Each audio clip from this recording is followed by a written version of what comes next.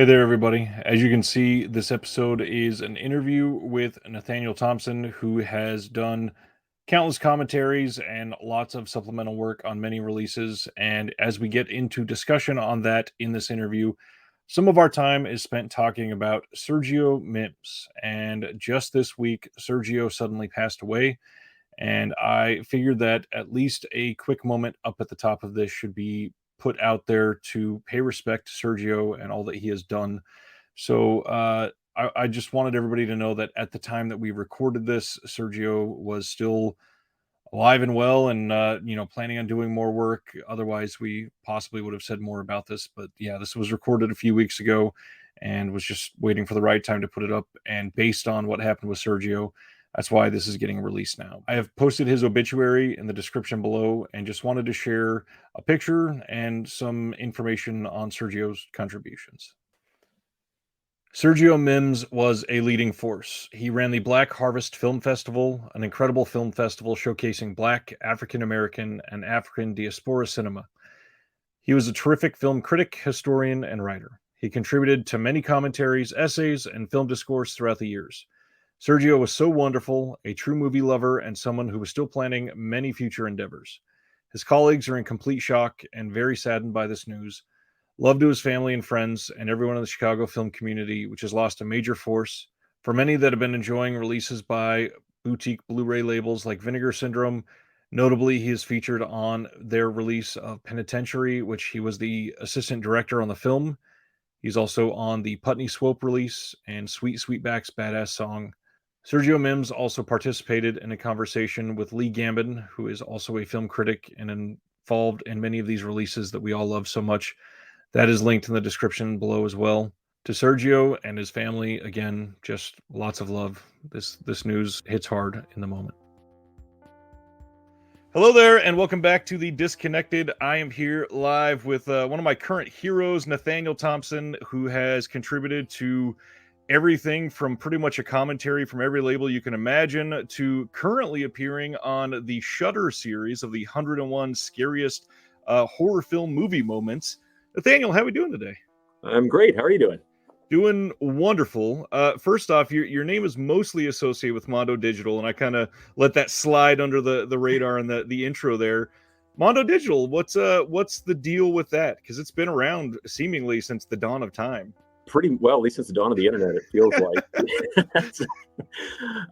It's mondo-digital.com. A lot of people mess that up, but yeah, that's a site that I started way back in 1998. I was actually just wrapping up school, and there were like review sites were just starting to pop up. It was stuff like DVD Review, and they were like very mainstream things. It was like, oh, we're going to review Blazing Saddles and Beetlejuice. And I'm like, well, that's fine, but there's all this other fun stuff coming out, the very early days of Anchor Bay and all that. And this was like Laserdiscs were still around too. So I was like, well, I'll make it a hybrid. We'll do Laserdiscs and these DVD things that are starting to come out and VHS and whatever. So I did that, and I didn't want to just be like a horror site, because around that time people started doing ones that were just horror movies, and I was like, well, I want to do just weird movies, like just non-mainstream stuff, like midnight movies, cult movies, for just weird stuff, and they overlap so much. And I've been doing it ever since, but it's mainly just I love these movies and I want to put them on people's radars. I don't use like a star system or like I rank like movies A to F. That's not the point. I want to like try to tell you what the movie is, and you decide if it's something you want to see or which release is the best one to get. Absolutely. That's one of the reasons why I've always enjoyed Mondo Digital, because it is, what is the best way to say this? Like it's a technical level for dummies almost, where it is to the point, but also it gets a little deeper than, like the old Video ETA was one of those big websites back in the day of the mainstream stuff. And it used to be like, yeah, this is good, go watch it. But Mondo Digital historical aspect to it, and I feel like nobody else has done that sort of thing. Yeah, it's almost like it's turned into kind of like a reference book, because now you can go back and find like, okay, like, well, like if you look at my review for something like Jerry Junto's Phenomena, it feels like it's 20 pages long now, because I go back to like the very first Japanese Laserdisc and the first DVD back in the late 90s. So it's like it's almost like a history book when you read it now, which isn't what it started as, but it just kind of like keeps morphing into that. That is one of the cool reasons that I have paid attention a little bit more lately, because we seem to be getting some more obscure films that have not gotten really good releases ever. And when you go to Mondo Digital and check, they're always the shorter reviews because it's mostly the first home media release in a very long time, at least. So it's nice to see that we are getting past. I mean, mainstream cult is a weird way to address that, but it kind of is that sense where there's some very popular cult titles. And now we're digging deep. Are there any certain labels that you would say is hitting it out of the park in terms of the more obscure titles lately? My God, it seems like they're all doing it right now. That's a great point. Yeah, I mean, obviously the two really heavy hitters, at least in the U.S., are probably Vinegar Syndrome and Severin, because I mean, they dig deeper than I think any rational human being probably should sometimes. Like, they announce a box set, and I'm like, wow, okay, you're brave. I mean, I love it, but I hope folks are going to buy this. Yeah, they're really going nuts right now. Indicator in the UK is really killing it right now. I'm really excited about this new Radiance label that just got announced. Super excited. Got a great team, and the titles they've announced so far pretty mouthwatering. A few in there I never thought would see the light of disc. And it's weird. Like, we're like, over 20 years into like disc formats, right, beyond laserdisc, and we've still barely scratched the surface. I mean, there's still thousands of things that like maybe might have hit VHS, if that ever. So there's a lot more work to do. But yeah, I love all the stuff these guys are doing. And you've got like Kino Lorber's like really doing like 80 movies a month, it seems like. There's always a few in there where I'm like, God, where'd you take that one out? Right.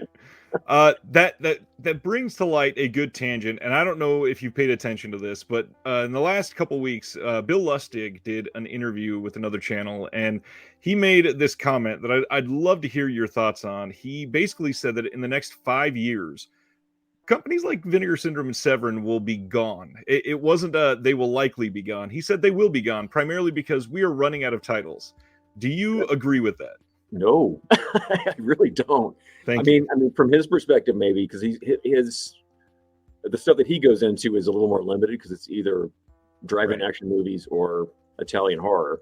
But Vinegar Syndrome, it's like, I mean, if you're mining all those like straight-to-video labels that would, I mean, there's thousands of ones that have never hit any kind of disc release. So I don't see how that's even possible.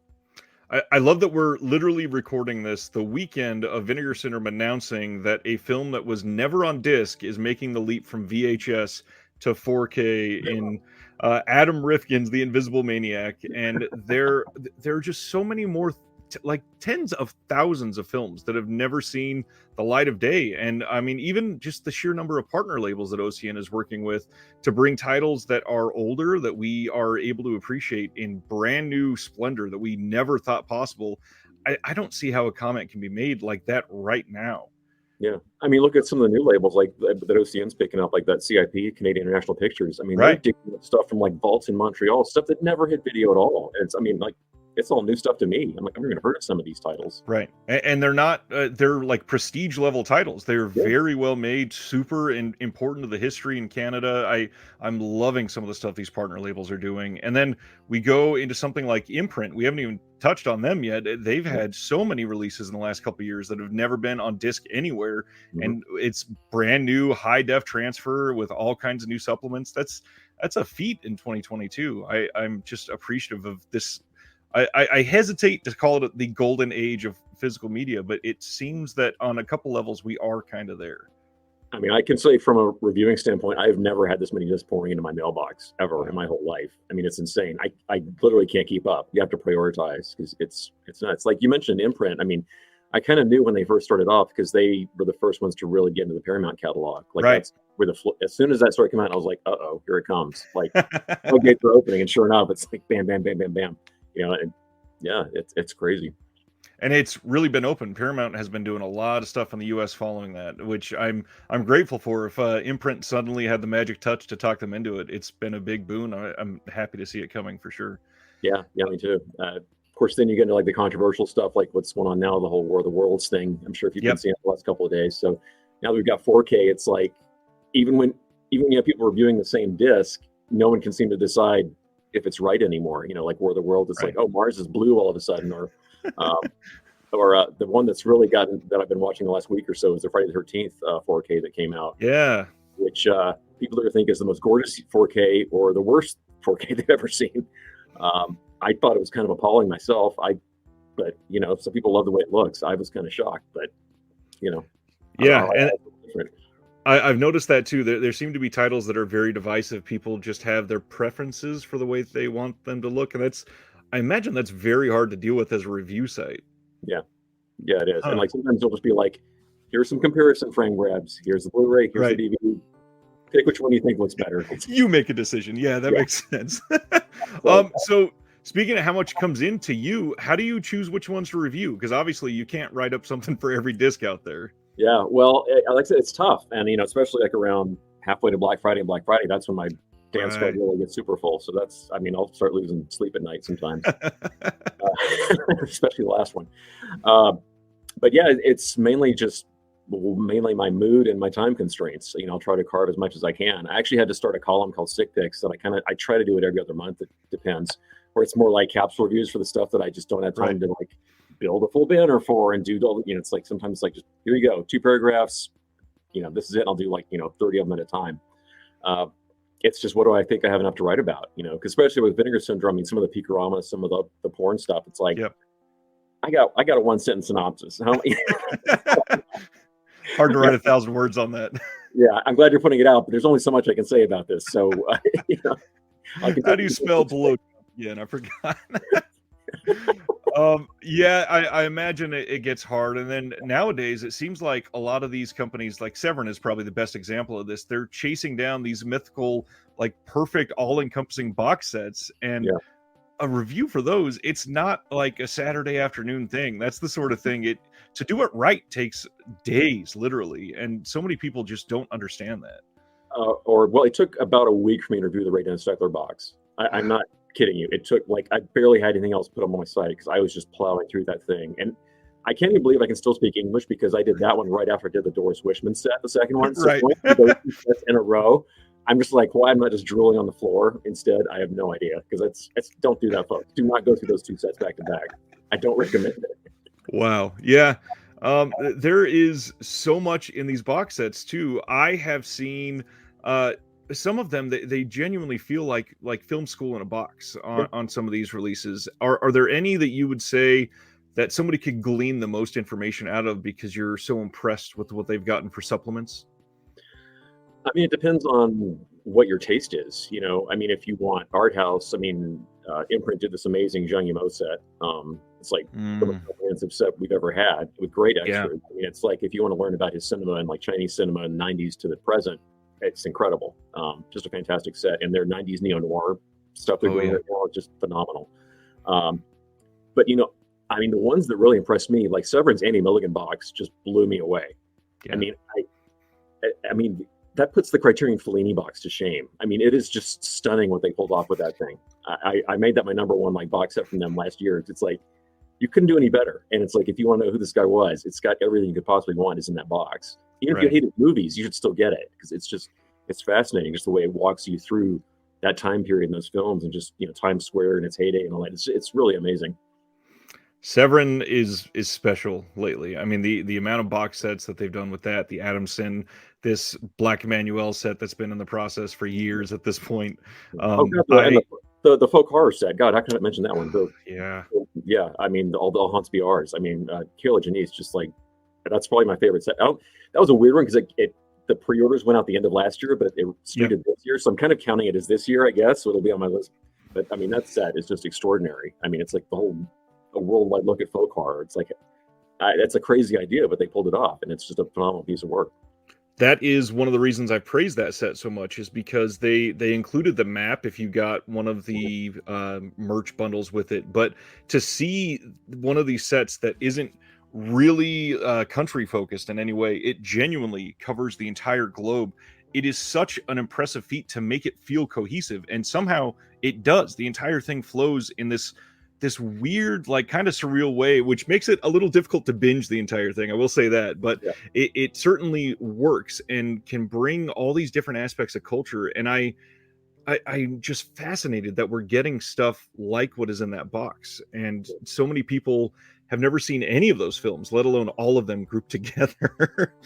And you're not going to like all of them. I don't think there's probably maybe 1% of the people out there are going to like every movie in the set. But it Right. doesn't really matter. It's like you should just be exposed to this stuff anyway. Yeah, it is literally it's a form of like diversity training, and Mhm. I'm so grateful that we're able to get stuff like that because that was unheard of. Literally, just a couple of years ago, it was stuff that we would never even imagine that could be on, let alone streaming or something, but on disc, especially looking this good. It's impressive. Yeah. What labels lately seem to get you the most excited when they announce things? Well, I mean, I think the one that has it down to an art is probably Vinegar Syndrome, just because they've gotten it. They've managed to it's like a Pavlov's dog thing with people. Like every Yep. time you have an announcement coming up, it's like people just go berserk. So I'm always kind of curious, and not, a lot of time, like even I'll have no idea. Sometimes I kind of know what's in the works, and sometimes I don't. So that's always a big surprise. I mean, a Severin, obviously, every month. Yeah. Synapse, for example, is a great label. They're not the most prolific, but like when they do announce a title, it's always a big thing. Yeah. It's always an event of some kind. Scream Factory, obviously, especially like what they're choosing to do with 4K is just like kind of blowing my mind lately. I have no idea where they're going after this, but we'll see. So that is a great thing to bring up right now. A lot of people are complaining about this whole format change, and most of them seem to have amnesia that it's happened multiple times before. Yeah. Is there some way that you can make some people that are new to this potentially understand that this is an inevitability? It's just something that happens and not something really to complain about? Because, for example, Funhouse just came out from Toby Hooper, and it looks astonishing. It's a brand new movie. Yeah, I mean those Universal ones they're redoing just look like Cat People and Funhouse and those. Right. I mean, the gap is just ridiculous in quality between those two. I mean, I don't think people realize, especially a lot of those early Blu-rays were from masters that were made 15, 20 years ago for HD broadcast, especially the Right. Universal stuff. And like they were okay at the time. But if you go back and look at them, it's like,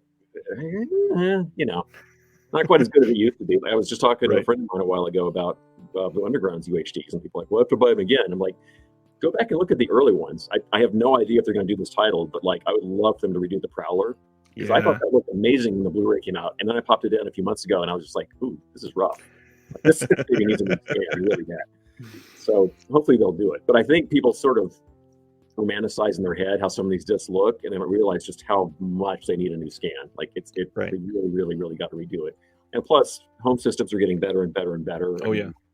It's like, sorry, eventually you're going to have to get a 4K TV. You're going to have to keep bumping it up and bumping it up, And especially if movie theaters keep becoming more of a sort of a niche, event that you do maybe once every couple of months because you can't afford to do anymore, Right. then, you're going to have to upgrade your home system, and you're going to be really thankful you kind of future-proofed yourself.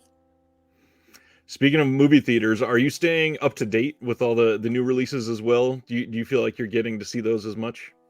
Pretty much, yeah. I mean, I don't Wow. go to I go to screenings a lot.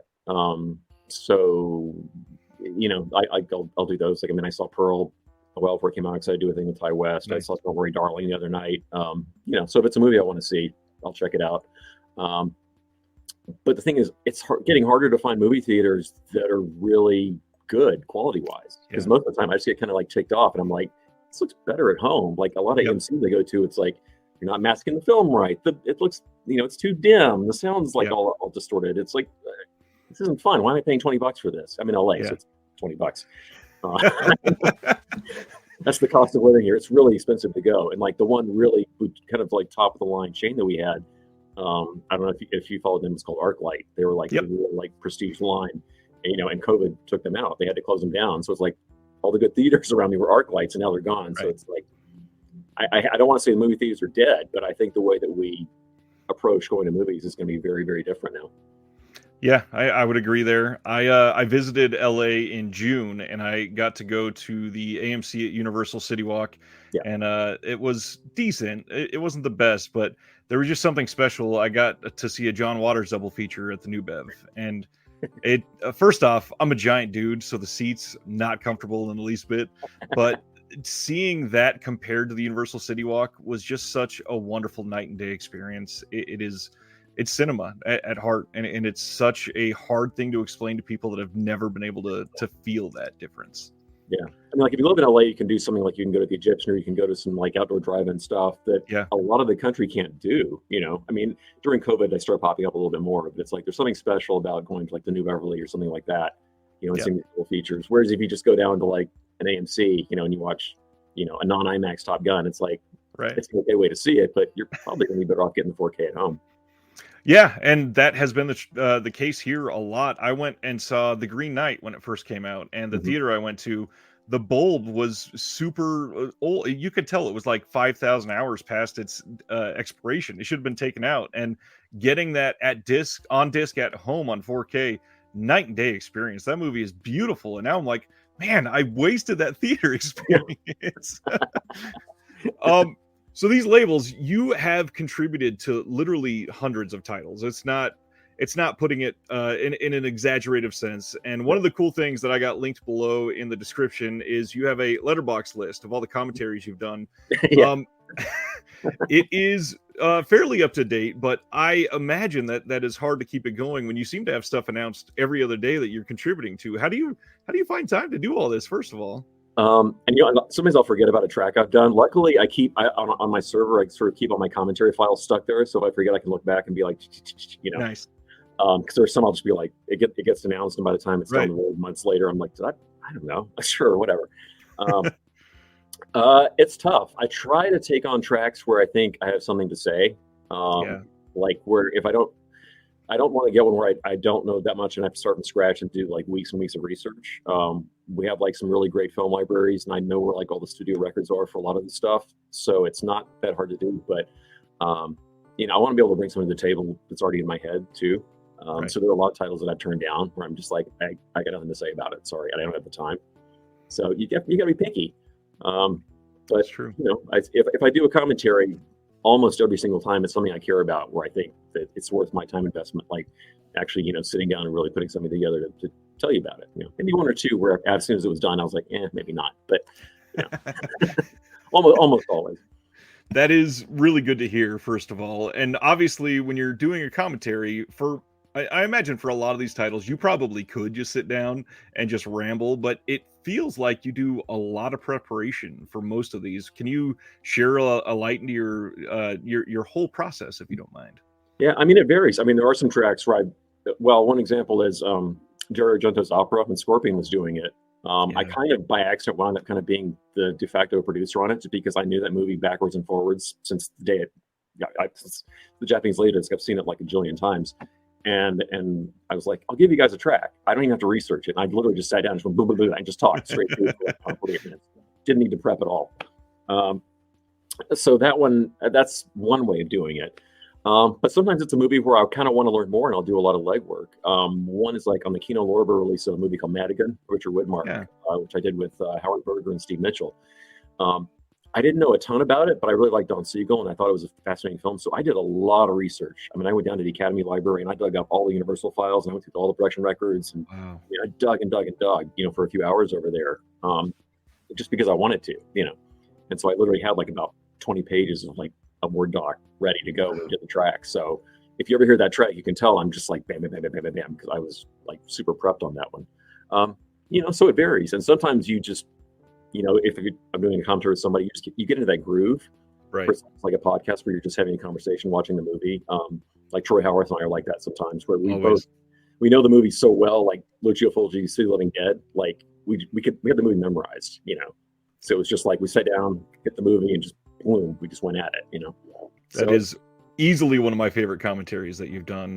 The work that you, I mean, comparing that to some of the other commentaries that I've listened to, it's just, I don't know, there's something about it that makes it feel like you're just in the room with a couple of friends and just discussing this wonderful movie that has affected a lot of us that like this type of film. And you can tell you guys genuinely like this type of film. And with some other people that do commentaries, that doesn't really get communicated quite the same way. So I'm glad that you have that come across. And Troy's a longtime partner of yours with a lot of these. Is there, is he like your favorite? Not that I want to put down the other ones, but is there just some sort of special chemistry there?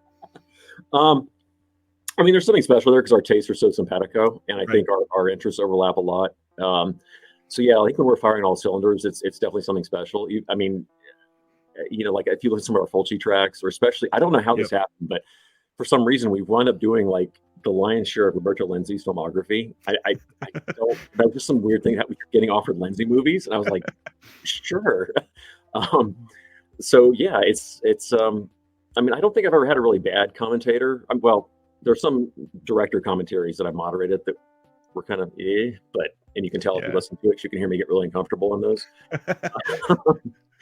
But yeah, as far as like a whatever we call it, a film scholar or film historian commentary, or whatever. Yeah, I've had a great time with all the people I've done them with. There are a lot of other people I'd love to do them with. I've never had a chance yet. There are Right. a dozen of people I'd love to join in sometime, but who Well, knows? and now with technology, there's a lot of these people that are, sprouting up all over the world and starting to become more prolific. And I think that's good. I mean, the amount of diversity that we're getting on some of these releases is something to be heralded more than anything, because we have all these unique experiences and perspectives to supply to some of these films.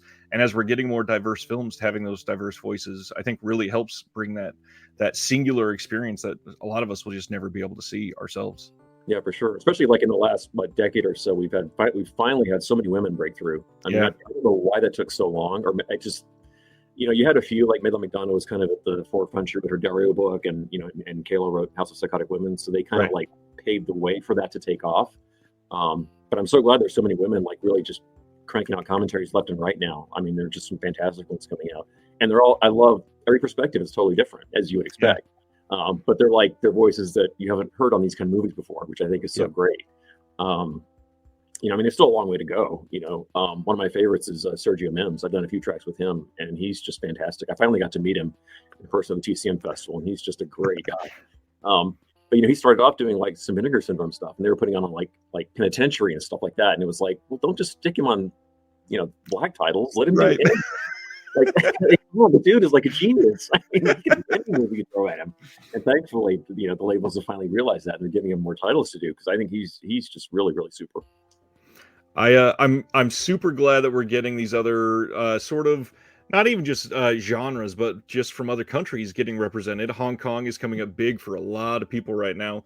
Are Yeah. there any that you've not had a chance to get involved with that you would love to be really, face first diving into some of these, and not maybe just from a specific country, but also just a wish list title that you would love to see?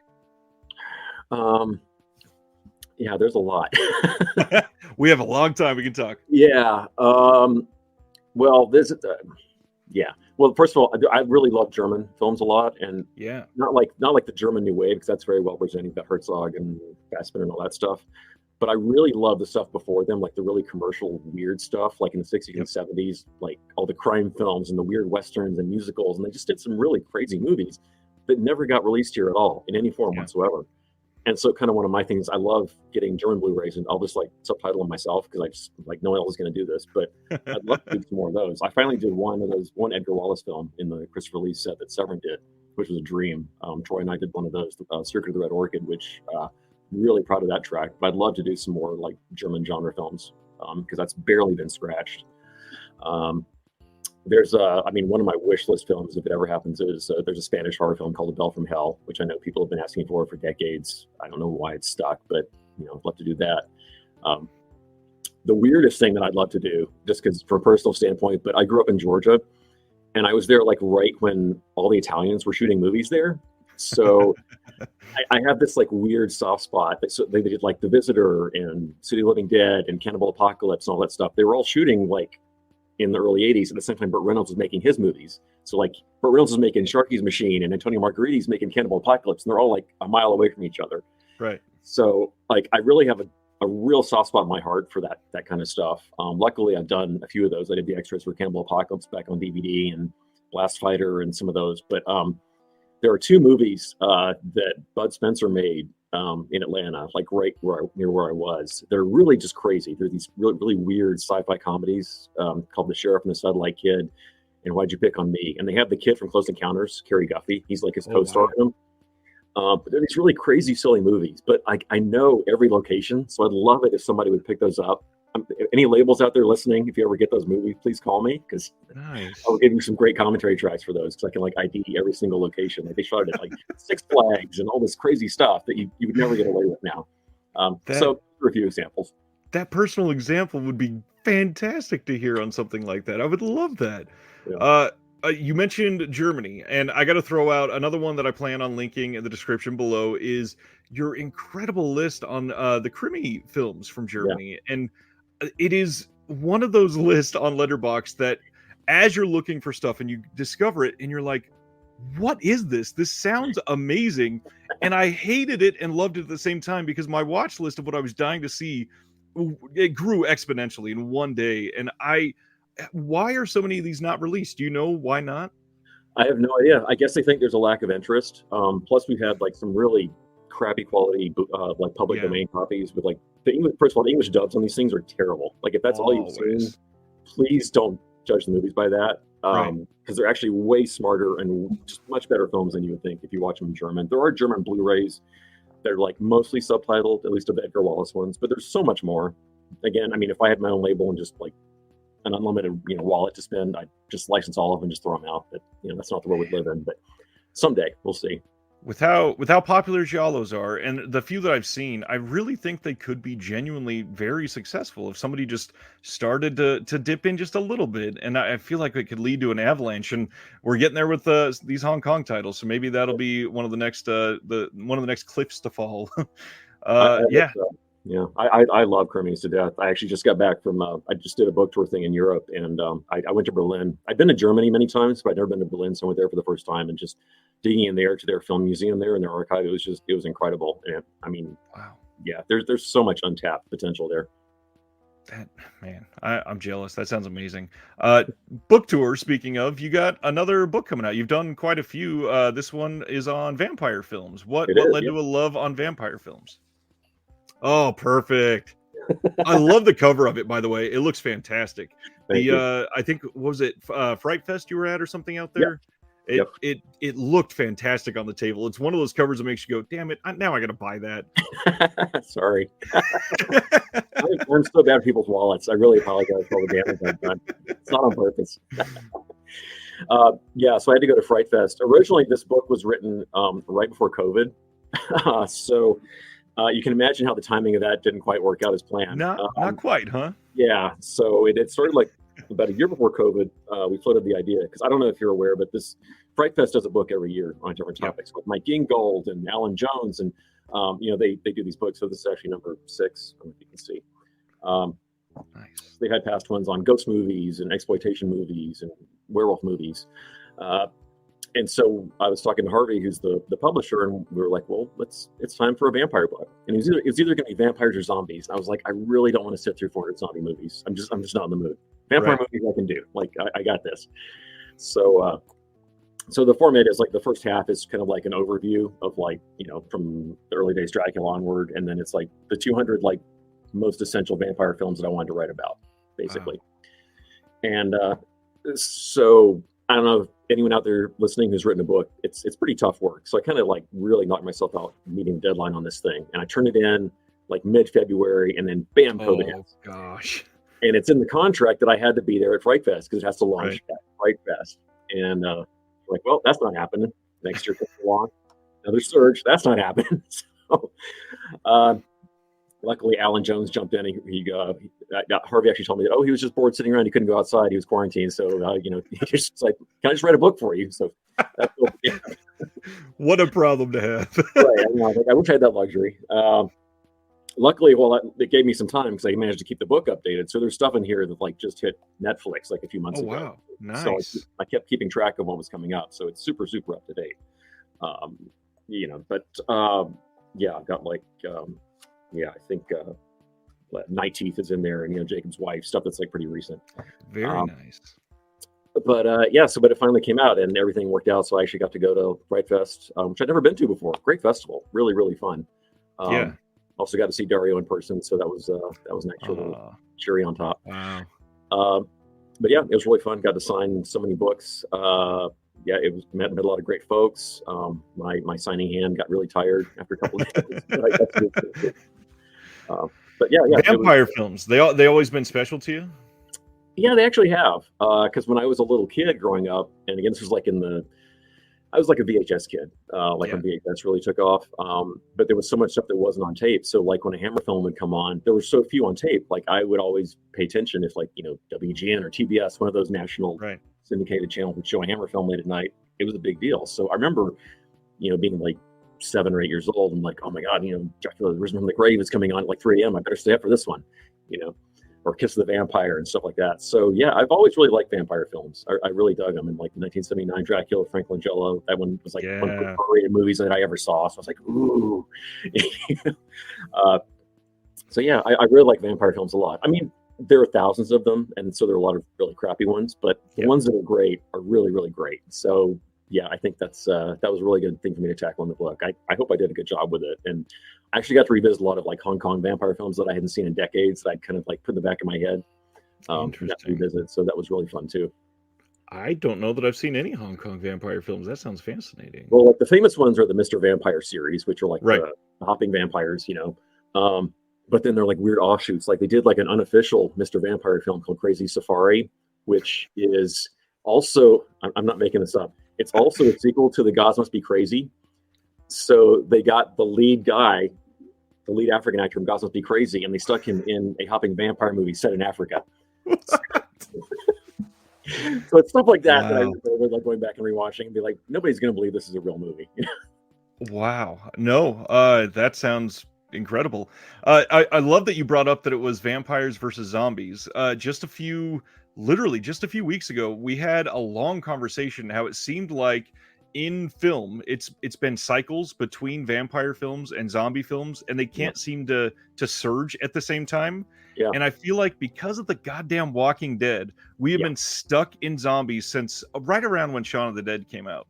Do you feel like we're on the cusp of some more great vampire films coming out anytime soon? Because I need a break. Way overdue. It's got to happen.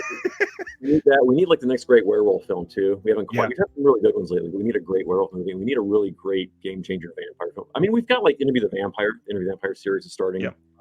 So I mean, it's still there, but yeah, it's like the zombies just will not let go, and it's like we just need a little break here. Plus, they're not. I mean, not to get on this thing, but I mean, they're not even really zombies anymore, which is also kind of the problem. It's like now they're just plague movies, and like they're not dead. They're not really zombies. They're just people going around. They're not reanimating. Yeah. It's like you're kind of leaving out the whole zombification part of it now. It's like they don't even care anymore. So go ahead. No, I'm just saying, like the zombie thing. I love zombie films, but we could use just a little breather for a while. There's been a few, like Let the Right One In, and the American remake came out since Shaun of the Dead, and then I liked Bliss a couple years ago. I thought that was a pretty good modern take on a vampire film, but not a whole lot. Jacob's Wife was another pretty good one. I like that. Jacob's Wife is really good. I kind of like Blood Red Sky, the German one that was on Netflix. Yeah. It doesn't quite work all the way through, but I like the idea. Like I think that's one I kind of wish somebody would remake because they were like this close. It's a great concept. That always gets to me because it seems like the only films we seem to be remaking are the ones that made a lot of money, and most of the time we need to remake the ones that didn't make a lot of money that had good ideas. Come on, let's get some production money behind that. So Blumhouse or whoever out there, if you're listening, get the rights to that one because like you could make a really killer remake of that one. Absolutely. Your book, is that getting distribution in the US as well? It is. Yeah, it's up on Amazon, Barnes and Noble, wherever. If you ordered it through Fab Press, who is the original publisher, you might have already gotten your copies by now. I think they've probably shipped out. But it comes out October 23rd, I think, officially on Amazon and all the other fine retailers out there in America. Perfect timing to drop this then. Great Halloween. Exactly. And with that cover, I mean, it just screams Halloween. It really does. Yeah. Okay. Boutique releases. You have done so many. Are there any that you look back on and, 2 or 3 of them that make you go, I really nailed that one. And I'm very proud of that release. Yeah, there were quite a few, actually. One that I'm really proud of because it was kind of my baby. We haven't really gone into this, but the longest job I've had in the industry was I worked at Image Entertainment for about a decade. I was kind of the brand manager there, which means I kind of like babysat the title from like the minute the contract was signed until it got released. So I kind of oversaw the marketing and the special features and all that. Right. So there were a lot of like titles that I had to fight for really hard to get in that people didn't want to do. And I was like, just trust me, we got to do this one. But one that I fought super hard for, it's a movie called Alone in the Dark. The New Line put out back in the early 80s. And I've always loved it. It's a slasher film, but not your normal slasher film. Right. It has Jack Palance and Martin Landau, and it's just a super fun film. But it hadn't been out since VHS, so I was like, you know what? I will do all the groundwork on this. Like, sign the title in your New Line deal, and I'll just go crazy with this one. So I got Jack Shoulder, the director. He went on to do Elm Street 2 and The Hidden. So I tracked him down. He was in LA, brought him into the office. We did a commentary. I had to go to New York anyway, so I tracked down the actress who plays Bunny, the one she gets the knife through the bed scene, and I found the two members of the Sick Fox. They're the punk band in the movie who sing the songs in the nightclub. So, I really had a lot of fun doing that one, just finding whoever I could. And luckily, Scream Factory, when they did the Blu-ray, they shot me an email and they were like, well, where can we get the extras? Because Image kind of became absorbed in another company, and they were like, who owns them? And I was like, well, I think I do, because I never signed them away. Like, it's all mine, just, please. So luckily it's all on the Blu-ray too. So what you see on there, thank God, is what we did for the DVD. But I'm really, really proud of that one to this day. I think that one turned out really well. Yeah. What else? I mean, there's so many that I've worked on. Do you want to talk about like commentaries or just like the overall package? I mean, everything. If you just want to go commentaries or package, that's up to you. But over Alone in the Dark, first of all, so glad that got another release, because that one got slept on for so long, and I feel like this generation of new movie fans just never really got a chance to see it, because it's not like that was streaming anywhere in decent quality. It was never talked about. Yeah, that's a tough one to find until recently. Yeah, it really is. One commentary that I really, really enjoyed doing was Child's Play, which was kind of almost at the last minute, because I actually, at the last second, I had to take off time from work, because Screen Factory called me and they were like, hey, can you come in like on Thursday and do a commentary with Tom Holland for Child's Play? I'm like, yeah, are you kidding? So I was like, I'll take half the off from work. Sorry, bye. Right. But that one was super fun to record. Luckily, that's on the new 4K that just came out as well. But he's just such a sweet guy. I think that's the only time that a filmmaker has like jumped up and given me a bear hug when a commentary was over. It just went so well. But yeah, we really just played well off each other. I really had a great time recording that one. And yet that was a really important film to me too, because I saw it when I was in high school, and I've always just kind of had a real fondness in my heart for the Chucky series. I know some people not, they dismiss it, but yeah, I'm a Chucky fan. I was really glad when they nailed the 4K on those, because they could have really botched it. But like Child's Play 2, a lot of people think that that's their favorite in the series, and it just shines on 4K. It looks so good. The last half hour of that was like tailor-made for HDR. I mean, that's exactly. It's like demo material. Once they get a toy factory, and you're just like, you don't even forget it's a horror film. You're just like, look at the colors. It's so pretty. That's true. With all of these, you've obviously got decades of history. Are there any like wild, fun stories that you would love to share, going back to, doing these with interesting people, or at the last minute, or something that is just super unique, and you can share some of your experiences? Well, the most unique one, going back to like the Image days again, the most unique one I ever did was, again, when I had to fight for it and explain why I wanted to do it. But if you know the movie Caligula, it's a mess, like, because of the way it was made. But the story behind it is so fascinating that I was like, there has to be a special edition of this movie. Right. And Penthouse owned it. Image had a deal back in the Laserdisc days with Penthouse that they were kind of sitting on. They weren't doing anything with it. It was going to lapse in a couple of years. And I was like, can we please just do a special edition while people are still alive? Like, we've got to do this. Yep. And you're like, why? Like, isn't that movie terrible? And I'm like, but it's fascinating. Like, you've got like Oscar-winning actors in this like huge multi-million-dollar Italian movie, but they did like porn inserts like after dark that the actors didn't know they were doing. It's crazy, And so I finally talked them into it, and they were like, here's the budget. So I spent almost a year of my life on and off working on that box set. But we somehow managed to talk Helen Mirren into doing a commentary. She was actually about to jump on a plane to go film National Treasure 2. And she was like, sure, I'm happy to do it. So we talked Malcolm McDowell into coming into the office and doing a track for it. We got Tinto Brass in Italy to agree to it. I actually have like a framed letter from him when he agreed to do the track. So I was just so overjoyed. I can't believe he's going to talk about this movie.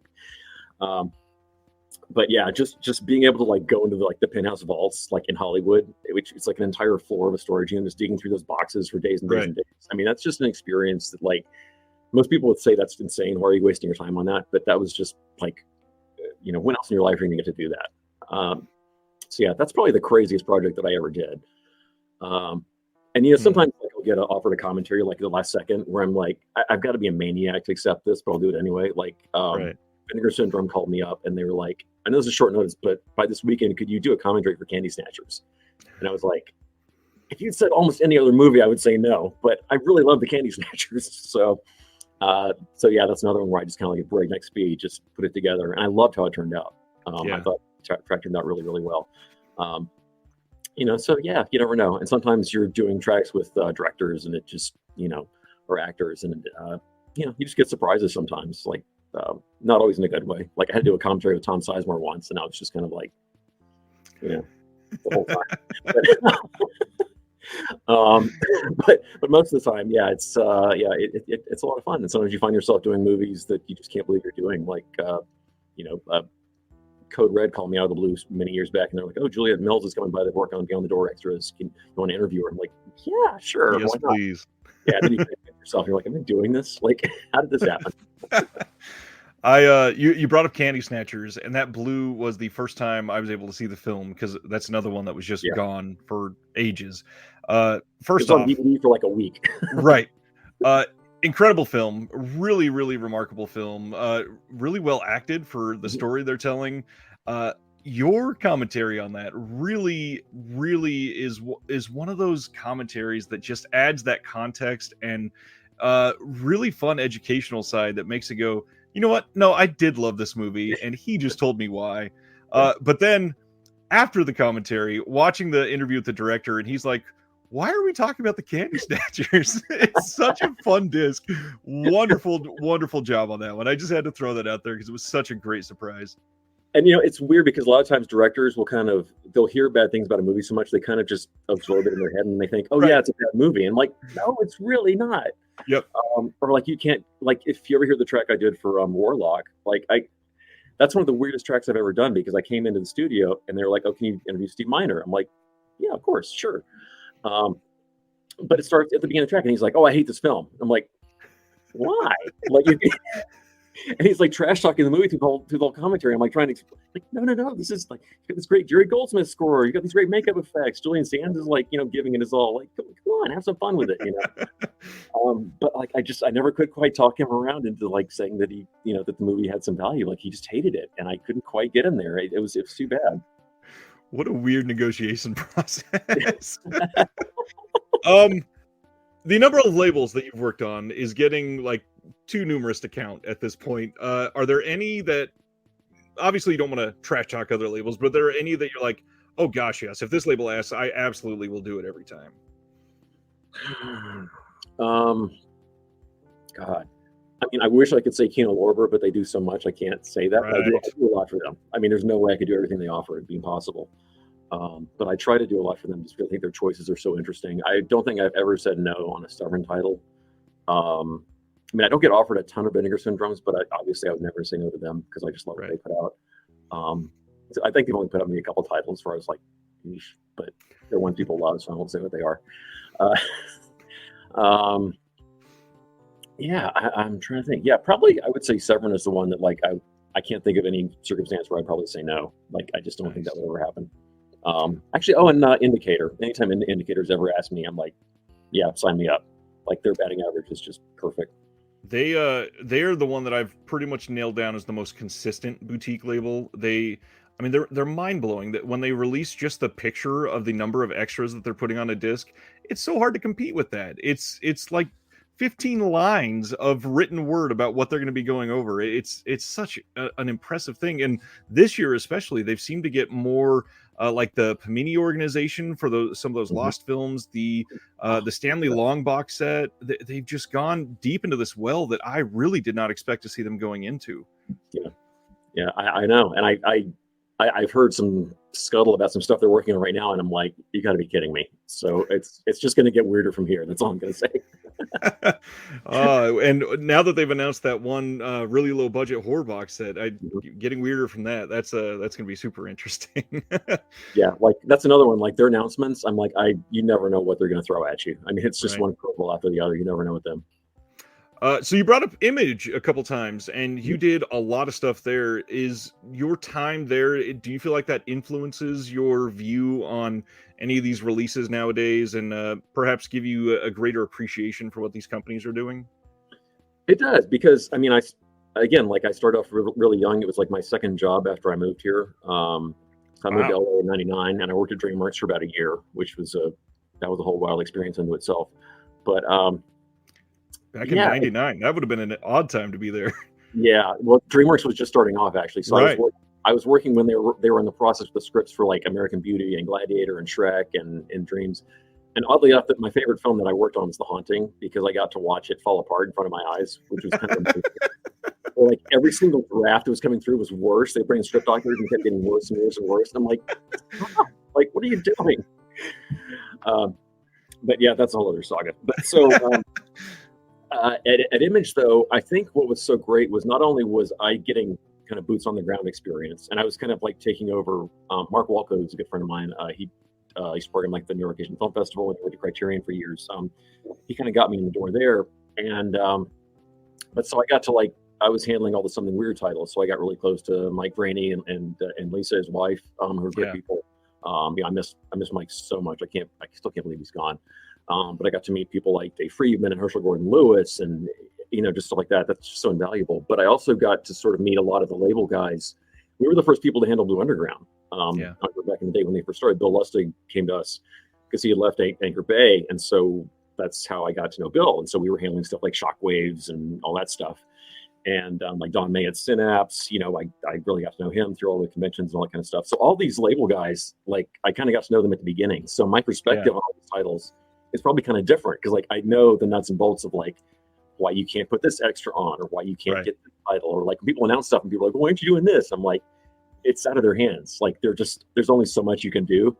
Like some movies are tied up or some extras are tied up, and it's just there's so much behind the scenes stuff that people don't realize, And I don't want to call people whiners, because I love the enthusiasm, but it's like, if people knew how hard it is doing some of these titles, I think it would kind of blow their minds, like how much work goes into these things. And you don't get as much money as you think they do. It's like, you're not driving a Ferrari, putting these titles out. It's not going to happen.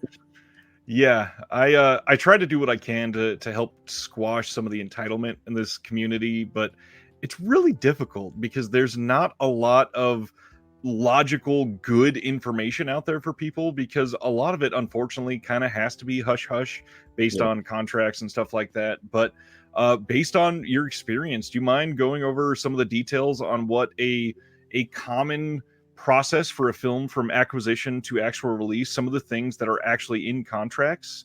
I know that this wasn't something we planned to talk about, but I feel like you are one of the perfect people to actually shed light on that. Well, it really depends on who you license the movie from. Exactly.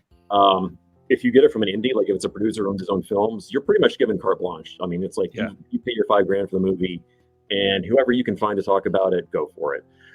I mean, there are some weird cases. The weirdest one at Image back in the day, we got the Paul Morrissey library, and so we did Left for Dracula, Fetcher Frankenstein, Heat Trash, all that stuff. But he wouldn't let anybody else talk about his movies. So it was like, we couldn't go get Joe D'Alessandro, even though he's in LA. It's like, can we interview him? He's like, no. It's like, but it's in the contract. The only person on this can be Paul. Right. So luckily, they finally cracked that. So the Vinegar Syndrome and Seven releases, they finally get everybody else on there. Gorgeous releases. Those releases are just phenomenal. I don't know how they pulled that off, but God bless them. That was a miracle about these two movies on UHD.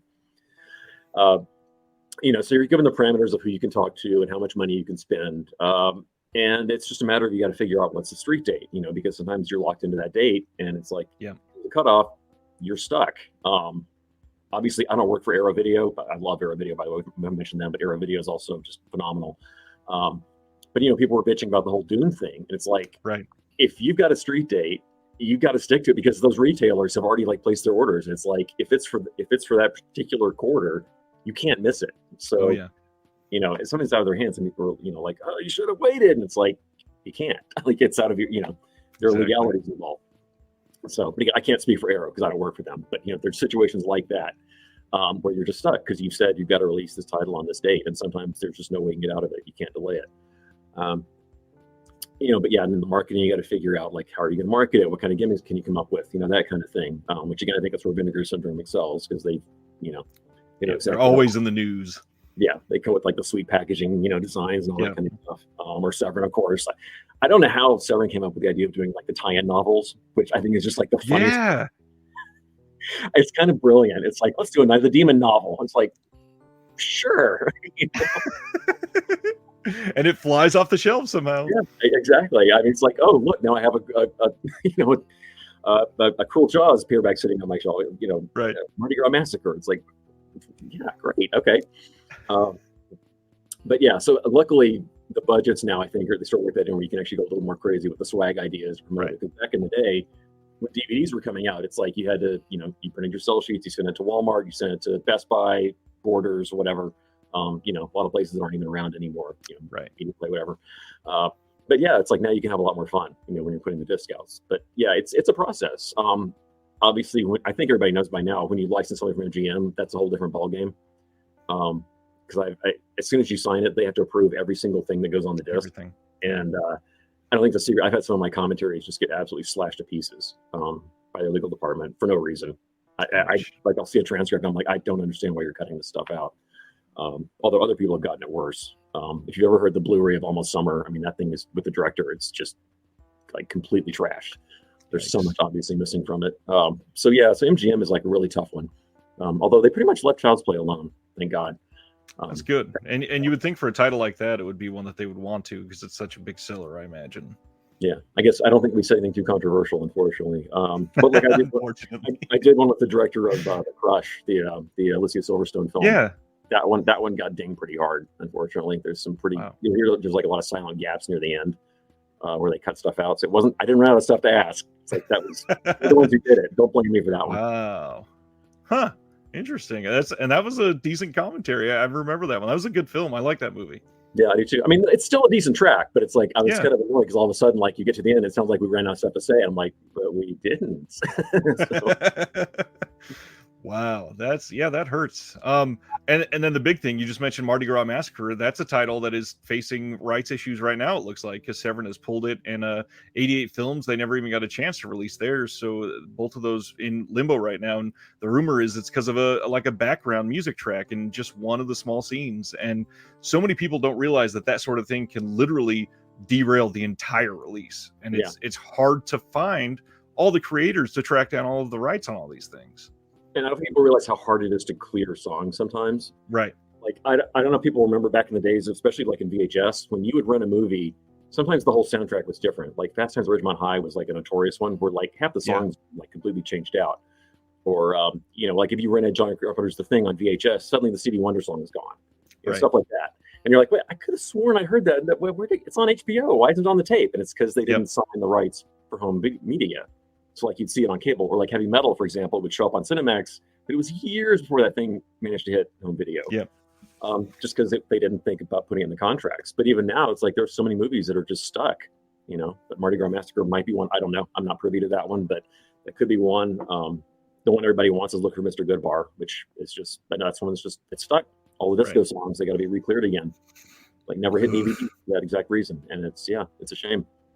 Big one this year that we got a lot of complaints about is Return of the Living Dead. Still going to be missing that one track, and that the second sight steelbook in the UK is still the only release that ever had all of the songs, and it's just a miracle that they got it, and now we can't get any other release to get it on there. Yeah, it's hard.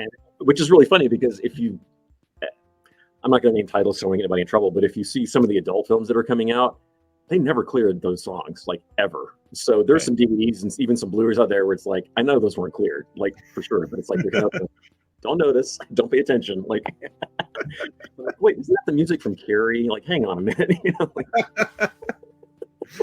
Oh man. So Image obviously shaped your knowledge on these, and you are able to see behind the scenes about what causes some delays and stuff going around for some of these.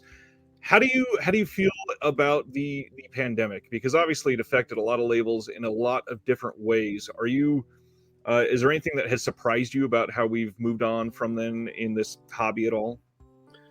I think, well, it was really rough when it started because we had to pivot a lot. I know on my end doing commentaries was really rough for a little, not long, but we kind of had to get back in the groove of it. Because I, for example, like I do a lot of tracks with Hart Berger and Steve Mitchell, but we would always do them at my place in person because I've got a pretty decent home theater here, and we'd kind of just crash out and call the mics up and watch the movie. And so COVID hit and we couldn't do that. So the very first track that we did, I think it was actually, Zoom hadn't really kicked off, so it was over Skype. And we did one for a movie called The Last Valley, and that is the track that almost made me stop doing commentaries. It was a technical nightmare. Like it kept dropping out, and just trying to mix it and edit it. And it was just like I had such a headache. I almost had a Yikes. breakdown trying to get that track into some kind of listenable shape. So if you hear it, it's still kind of bumpy, and that's why, because that was our first like virtual track. Luckily, we kind of Zoom came along and it saved our butts. But I think in the long run, it's helped because you've noticed that people have pivoted. So now we're getting like kind of a broader, more integrated like selection of extras from around the world. So now we're getting like, documentaries that are done by Zoom where people are suddenly, like talking to each other, or like I think it was on, was it Six String Samurai? I think where they actually had like the reunion doc that was all done virtually. Like stuff like that's kind of amazing, which like nobody thought about doing before COVID, but now that you can, it's like, well, these people around, it's like, why not, just get them all together on Zoom or whatever. And if the quality's good enough, just, get it while you can. So in a way, it's kind of a good thing, I think. I love kind of seeing the way people have sort of come together and done all this. And I've gotten to do tracks with people, in Italy and wherever, like all over the globe now, that you couldn't have done on a phone. That would have been possible. So, yeah, I mean, I guess it's kind of a little bit of a silver lining to this whole madness. And the industry hasn't hurt. I think physical media has kind of benefited from it. I know they keep like pushing the streaming drum while the studios are all behind streaming, but it's like physical media is going to be doing pretty well to me. I mean, obviously someone's buying the stuff, and it's flying off the shelves. I mean, I'll go to Best Buy and new releases are totally sold out. So I am astonished how many people I've spoken to that have said they were streaming only, and then the pandemic came, and they were like, "I'm bored of all this." The world was all watching frickin' Tiger King for a week, and they were like, "We're done with all this." But I just see, we're getting Alligator in 4K from Scream Factory or something, and now people are diving in. And I know people that had literally no physical media, now they have like 1,100 titles, and they're just deep diving into it. And I love to see that coming out of something that is genuinely very negative, but it's just a nice plus that we can take a look at too. Yeah. Well, and I think the fact that people kind of like took advantage of that and upgraded their systems as well, and all of a sudden they were like, streaming's okay, but maybe it's not the end all be all. It's like, compare like even 4K streaming. I mean, it's like that's still the file that's like maybe 15% of the size of what you're going to get on a disc. And I mean, just the sound alone is a huge difference. I mean, even the best stream on iTunes really can't hold a candle to a loss of stream on a 4K disc. I agree, and it's been really hard to convince people of that, I will say, because a lot of them that are arguing, it looks the same to me. They're watching a 4K disc on like a PlayStation, and the TV's some Black Friday Vizio panel from Walmart, and it's just not the same. And if you spend just a little tiny bit more, your quality can skyrocket. Yeah, just a tip out there. If you're trying to convince a friend, the one that I found that always does it, believe it or not, is actually the movie Rocket Man, the Elton John musical. If someone says, "Oh, what's the difference between 4K and streaming?" Run the first like 2 minutes of the movie streaming in 4K on iTunes, Vudu, whatever, and then put the UHD on, because I mean it is like such a stratospheric difference. I mean, it's just ridiculous, audio and video. Because on the stream, even the very best streaming that you get, because I have really super high speed here, but you still get all this like this banding and macro blocking stuff between the black and all that stuff. I mean, there's no comparison at all. But like, just show like 2 minutes of that movie to anybody, and they'll be a believer like right away. Yeah, that's what has really gotten to me is the amount of banding in the black coloring in most of these films. It really kind of takes you out of it, because it's supposed to be like, especially in horror, a lot of it is dark, and I'm supposed to be immersed in this experience being chased by a villain, and all I see is pixelation. It doesn't have quite that same feeling. Yeah, it really doesn't. So we just talked about image, and I'm curious, what got you into film to begin with? Because this is such a wide variety of tastes that you've been into. There's got to be something originally that set it off for you. I've kind of always watched movies like as long as I can remember. Like I was always like a movie junkie on TV. And when I was like around 5 or 6, and like as far as back as I can remember, that's kind of when HBO was starting out. And so you just had this like nonstop like barrage of like all kinds of movies just getting mainlined into your head. And I was kind of like a latchkey kid. I come home from school, and it's like, or like on a Saturday or whatever, it's like you'd watch your cartoons, and then I'm like, well, let's flip it over to Cinemax. And I'm sitting there watching like Barbarella and Monty Python and the Holy Grail, which is it's like insanely gory for a PG, and I'm like, this is amazing. I want to see more like this, So that's kind of what did it. And then not just movies themselves, but also reading about them, because this was also like, because like if you go to the grocery store, they didn't care if you were like an 8-year-old buying Fangoria. Like they wouldn't stop you, Oh yeah. there's no R rating on that magazine. So Yep. I'm buying Famous Monsters and Fangoria, and I'm going to the bookstore and buying, the Psychedelic Encyclopedia and, Deep Red, all that kind of stuff. So I think I was never like really a passive viewer. Like I didn't just watch movies just to have something on. Like I was Right. always studying them. Like I want to know like who made this movie? What else did they do? What else is like this? So I think it's something that's kind of inside you anyway. Like you're either attracted to that or you're not. Like you engage with what you're watching or you don't. Because most people, it's like they go to the movies and it's like gone out of their head as soon as they walk out. Yep. But some of us, we cherish this stuff. And colloquially, film nerds, not in a derogatory sense, it really is sort of this this real drive inside of you. And I know that nowadays, watching a film, immediately for me, especially with these boutique releases, you get a booklet, you get a commentary, you get a visual essay, and I watch this film and then I go, God, I want to know so much more about this, and I dive into the booklet, dive into as much as I can, and these releases are such a perfect bundle of everything all at once to make you like ingest the movie and really sink it into yourself. Is there one or two that package together has really like hit you extra hard? I mean, I always love it when I think I know everything about a film, and then suddenly I'm like, oh no, I don't.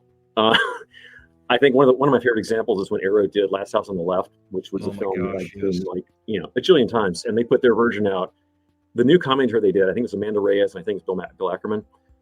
Just incredible. It's like one of the best tracks I've ever heard. And I was like, I was like, what else could you say about this movie? And I put it on, and it's like, I don't think I moved for like 90 minutes. I was just like enraptured listening to it because they brought so much to the table on that track. So I love things like that, where it's like just that perspective, like makes you sort of take a whole different like slant on that movie. Yeah. Especially with like directors who were kind of underserved at the time, like the special edition of Videodrome that they were put together. Yeah. Like, I mean, I'd seen it a billion times, but just they went so deep on that film. I mean, it's like, and that was a movie anyway, where every time I watched, I kind of like noticed different stuff anyway. But like just getting that's kind of, again, like you said, like a film school, it's like a crash course in that movie. And by the time you come out of it, you're just like, wow, it's like a whole different movie to me now. Yeah, and some of them, like the Arrow release that they did of Django, the booklet in there, it kind of had two different two different books basically in this booklet. One was on Corbucci, and then one was on the history of Django. And being able to watch that film and first of all be blown away by the astonishing 4K from 1966, but then to be able to dive into Corbucci and just go, wow, look at everything he has been able to accomplish. And then if you are still hungry for more, this all-encompassing history of Django and all the titles that have been attached to that name, it is mind-blowing that we are able to get something like that for a title that was released 60 years ago. It is an astonishing time to be able to be learning as you go through all of these and just enjoying it like it's a brand new thing to you. And that's a title that got treated like garbage on VHS. I mean, it was something that like they threw it out in this half-ass transfer, like a bargain tape, and like nobody gave a crap about that movie at all. And it's such a turnaround on that one. I think what you're talking about, the most infuriating but amazing example of that as far as booklets go is probably The Devils, the one the BFI put out, the Ken Russell film. Contractually, they can only do a DVD, which that's a whole other thing. Warner Bros. Blu-ray. But like, if you look at the booklet for that, it's incredible because we all knew that there were like two scenes that were cut out. And in the booklet, there's a great essay about it, but then there's like this rundown for pages and pages and pages about all the other little cuts that were made that we never knew about. And reading it, I was just like my eyes almost just popped out. I was like, where's all this stuff? Exactly. Come on. So yeah, someday I hope to God we'll get like a good release of that one. But yeah, I was just about to say it. I had heard that Warner Archive may somehow be unlocking it soon, and I really hope that's the case. But gosh dang, do we need that? I'm really glad that we got. In fact, I've got it real close. We're getting other stuff. We just got Horror from Imprint. The Lair of the White Worm came out from Vestron. Looks great. Just a filmmaker that really deserves a lot more attention because he's so weird and out there and all encompassing of genres and like feelings and emotions that his movies can really cause. Yeah, I love Ken Russell. There's still like a few Vestrons they haven't done yet that I'm really hoping they'll do. So I think The Rainbow, I think they were supposed to at some point. I don't know what happened to that, and like Salome's Last Dance. But yeah, we need way more Ken Russell out on Blu-ray and maybe 4K someday, I hope. That would be nice because a lot of them, I mean, yeah, they could really shine on that format. Oh, yeah. Speaking of stuff like Ken Russell, over the last couple of years, what are some titles that have really made you go, wow, you were putting that out? I never thought we'd see that. God, which ones aren't like that? Right, nowadays. Yeah, I mean, that's again, I think that's kind of Severin's specialty right now. It's like almost every box they've got. It's like True. I don't know why you're doing that, but great. Um, oh my god. I think it's the stuff that's going to 4K. I mean, that's what really kind of blows my mind. It's like I can't believe we got like Rad in 4K. Like, how did that even happen? Like that, again, that was a movie that like people thought it was barely worth the VHS, and suddenly it goes to 4K. It's like, Yep, and sells out immediately too. yeah, yeah, and people love it. You know, it's the fact that there's an audience for this stuff that just hasn't been tapped into. I think is just what's really wild. Um, or, you know, something like Real Genius. I have no idea what they were smoking at Sony when they made that call, but thank God they did. But Yep, like of all the titles in the catalog, it's like if you're going to Real Genius, like I'll take it. I love it. It's a fantastic disc. absolutely, especially after that crappy mod disc. Yeah, exactly. It's like they treat it like crap on Blu-ray, and all of a sudden they're like, here you go. Like, thank you. I've been astonished that mod disc was going for like $90 on eBay, and now, hey, we're putting this out on 4K. It is such an FU to those scalpers. I love it. Really is. We need more of that, actually. Yeah, and I was kicking myself because I kept passing that Blu-ray because it was always like whatever, $25. It was only through Amazon. Just like it's got to drop. That's stupid for a BDR. I'm not going to pay that. Come on. Exactly. It was like, come on, really? I've been kind of shocked how fast some of these are going out of print, and it really makes you wonder how some of these licenses are going on behind the scenes, because it looks like they're being treated a little differently than they used to be in the past for some of these. But then there's other ones that give me hope, like Mondo Macabro supposedly getting lifetime perpetual rights for Dr. Caligari on every format. Like that's mind-blowing type of thing. Yeah, you never know. I mean, again, it depends on the studio. I mean, obviously the big one is MGM because their licenses are so short. That's why some of the Shot Factory stuff goes in out of print so fast. When they say going out of print, they're not kidding. Like, you have to get it right away. So I love the Kino stuff too. The problem is like with some of the Kinos, it's like they're gone before you even have a chance. So like they did like the movie Modern Girls, which is like a Daphne Zuniga film, played on HBO when I was a kid. You know, and I kept like, oh, I'll get the Blu-ray, and then all of a sudden it was like, boom, gone. And I was like, wait, hang on. So I was like, eBay, quick, before it went up to like $80 or whatever. But yeah, you've really got to pay attention because some of these they're out for like maybe a year tops, and it's like gone.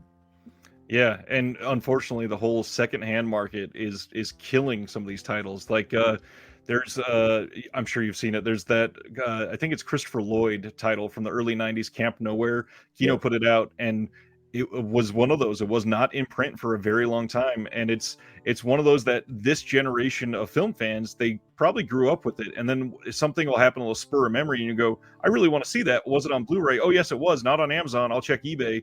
Why is it $114? Well, like the Ernest movies. I mean, it's like, what?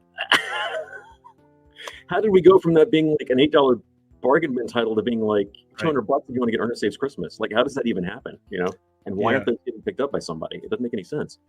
Yeah, I was really hoping that the passing of the creator this year was going to lead to some sort of box set, but I'd not heard a dang thing. So hopefully we get something soon, even if it's more from Mill Creek. I don't care, just get it out there, because I grew up on Ernest. I would love to be able to show my kids Ernest Scared Stupid in high def every year. Yeah, exactly.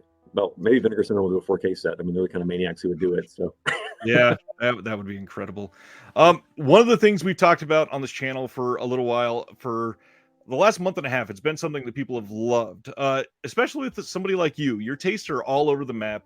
Is there a Nathaniel Thompson movie mixtape that if you had to introduce yourself to somebody and say, here is a handful of movies that will tell you about me and just evoke the feeling that I want to convey about myself to you, what are you putting on there?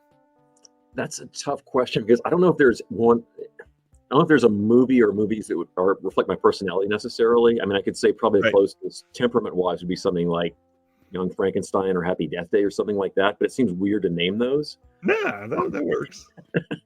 But I would probably tell people to look at some movies that kind of like got into my DNA, like the ones that just really like burrowed into me and kind of like shaped my taste.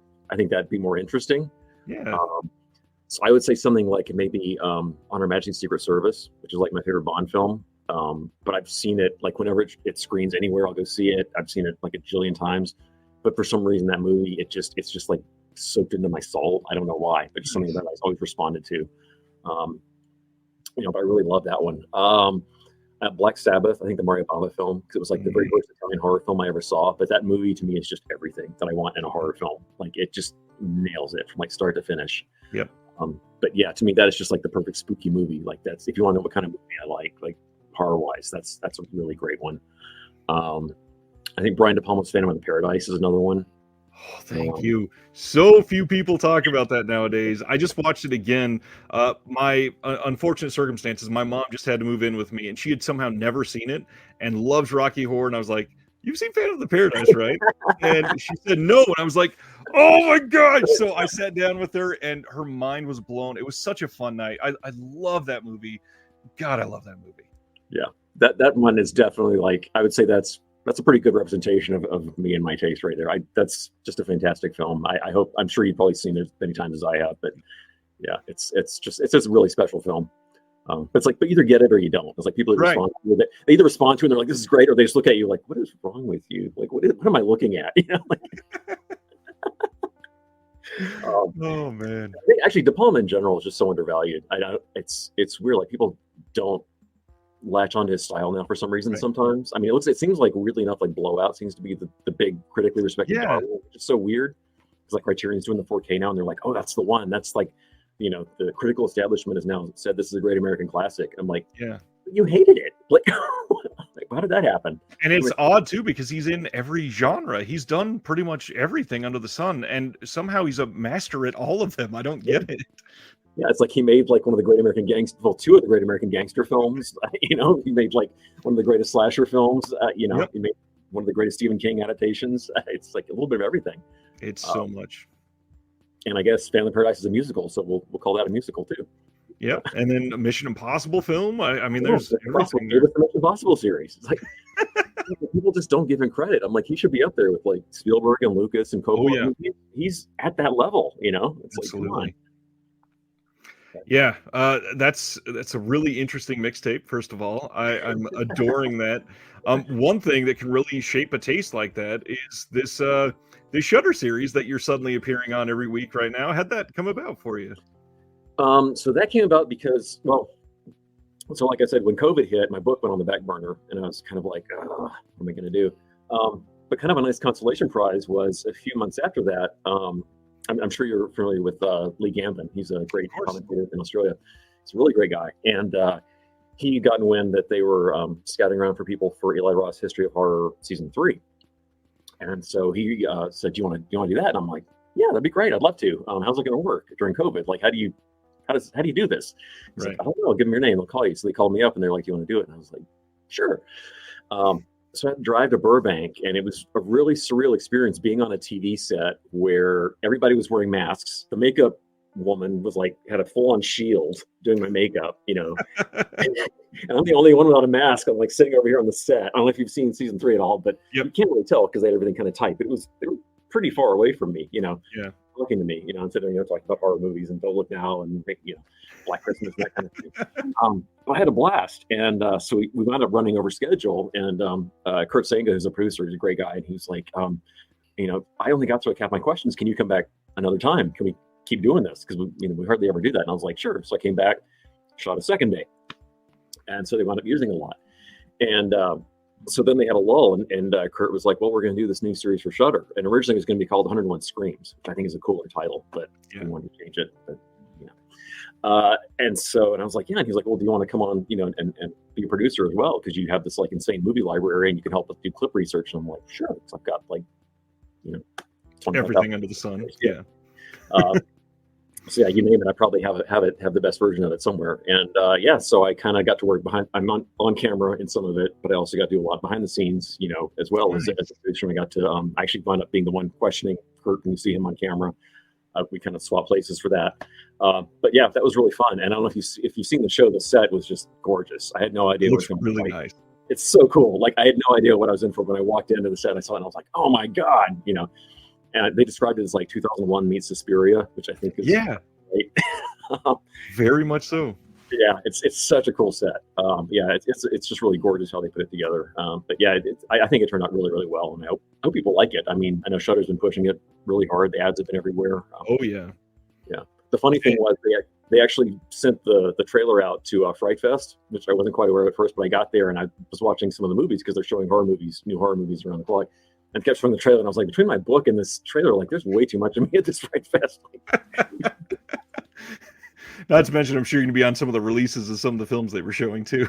Yeah. Then they go like the Arrow table where I'm all these commentaries. I'm here. My name is like here way too much. Like we got to pull it back a little bit here. I was glad when they put out this new series on Shudder, and for a lot of people, it seems to be a really nice updated version of the stuff that AMC and some of these other broadcasting stations were showing like in the mid 2000s, and it seems to be a lot higher quality. I would say I feel like they're giving better respect to deeper knowledge films, and I'm so glad that Shudder is kind of respecting the audience to go there with them, and that seems to be rare nowadays. What do you think about that? Yeah, I mean, it's a very different approach. I mean, a lot of people have mentioned the Bravo series, which was great at the time, but I don't think people realize just how long ago that show was. Yeah. I mean, it's been a pretty long gap. That was back when like the Saw series was like running strong. So it's like 2006-ish, somewhere around there. But yeah, this is a much more sort of international show, and they brought in a lot of people who really specialize in different areas, like experts in, like Hispanic horror or Japanese horror and that kind of thing. So it drills down, I think, a lot more than the Bravo one did, because that was just it was a clip show, and it was a good clip show. But I think this is more about, why does this work? Why does it scare you? What are the threads that run through these movies? So yeah, I think you're right. I think it does go a bit deeper, and I hope you come out, even if you're not a horror fan, because like my mom is not a horror fan, but she's watching these shows anyway. And she's like, oh, this is kind of fascinating. Like, I'm getting an appreciation for these, Of course, I have to warn her when like the really nasty stuff comes on, because it's Shudder, and there's a lot of love, but that's the other thing. I've been really glad that it's mostly uncensored with the clips that they're showing. So an example, they went into that film Terrified that came out, I think it was 2018, and my wife and I had seen it right after it came out, because I had heard about it early, but my mom had never seen it. And the clips they were showing, I looked over at her and she was like, and it was so nice to see that something that is being broadcast for everybody can even make my mom, who grew up on a lot of this stuff, she was like, holy shit, this is bad. Yeah. The funny thing is, like, when History of Horror ran, like, I didn't think about it, but like the episodes I thought would be bad weren't the worst ones. Like, that's my mom wanted to watch it, and I was like, oh, I think you can watch the one about psychics. That one's not too bad. And so she turns on. First thing is like scanners, like, bro, and she was like, Jesus, what are you doing? I'm like, sorry, I forgot about that. Sorry.